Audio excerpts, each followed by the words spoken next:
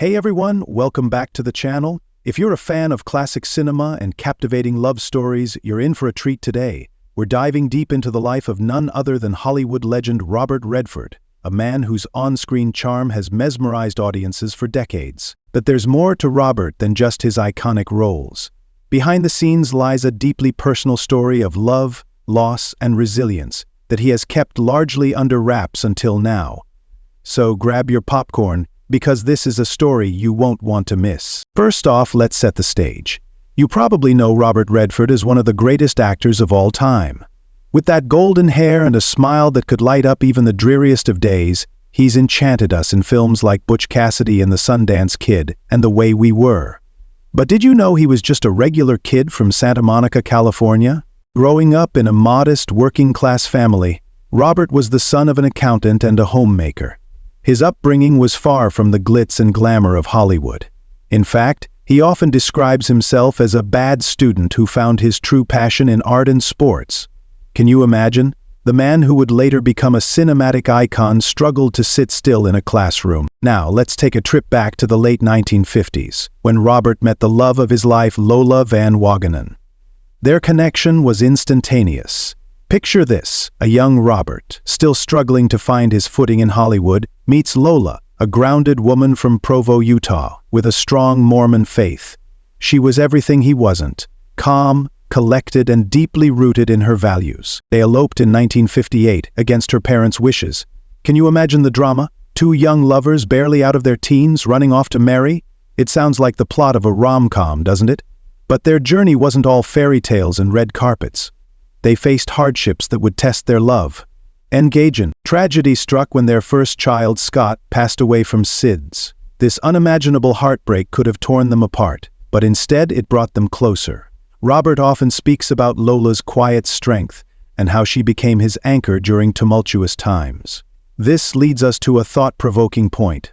How do we cope with loss? For Robert, art became a refuge. After the tragedy, he poured himself into his work, and in 1963, his big break came with the Broadway production of Barefoot in the Park. With every success, of course, comes new challenges.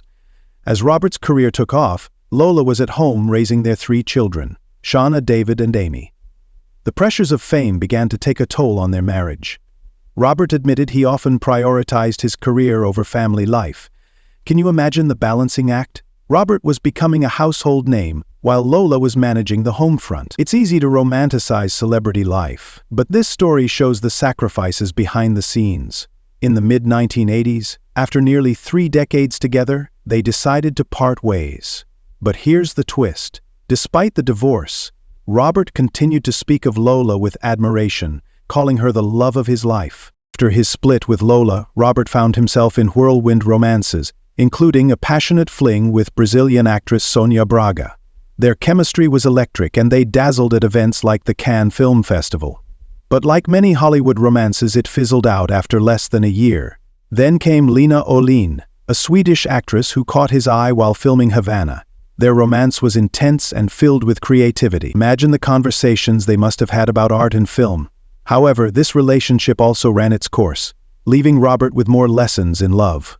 Each of these connections added layers to his life, showing that love can come in many forms, each teaching us something different. Fast forward to the 1990s, and Robert was linked to Cathy O'Rear, a costume designer who was decades younger. Unlike his previous partners, Cathy wasn't a Hollywood star. This relationship was quieter and more private, a stark contrast to the high-profile romances that preceded it. It's interesting to see how Robert sought stability in his relationships as he aged.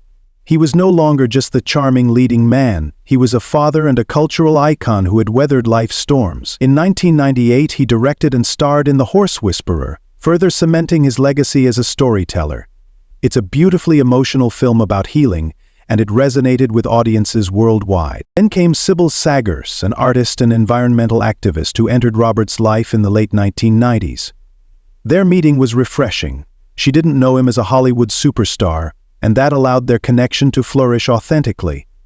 They married in 2009 in a private ceremony, and together they co-founded a non-profit, The Way of the Rain, promoting environmental protection through art. Robert once said Sibylla gave him a whole new life, and it's clear their shared passions brought them closer together, As we look back on Robert Redford's incredible journey, it's clear that love, loss, and resilience have shaped him into the man he is today. He is not just a Hollywood legend, he's a devoted father, a grandfather, and an advocate for the environment. Robert's story is a reminder that behind every iconic figure is a complex tapestry of relationships, struggles, and triumphs.